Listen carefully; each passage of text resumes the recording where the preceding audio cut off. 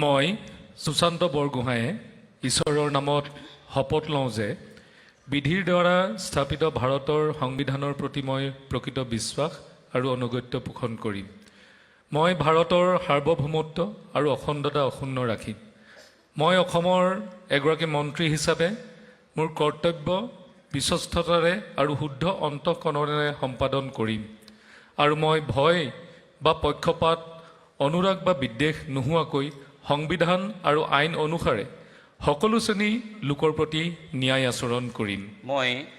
মই সুশান্ত বৰগোহাঁয়ে ঈশ্বৰৰ নামত শপত লওঁ যে অসমৰ এগৰাকী মন্ত্ৰী হিচাপে মোৰ কৰ্তব্যৰ যথাযথ সম্পাদনৰ বাবে আৱশ্যক হোৱাৰ বাহিৰে মই এনে বিষয় যি অসমৰ এগৰাকী মন্ত্ৰী হিচাপে মোৰ বিবেচনাৰ বাবে হ'ব বা মোৰ জ্ঞাত হ'ব তেনে বিষয় মই কোনো ব্যক্তি বা ব্যক্তিসমূহৰ ওচৰত প্ৰত্যক্ষ বা পৰোক্ষভাৱে অৱগত বা প্ৰকাশ নকৰিম।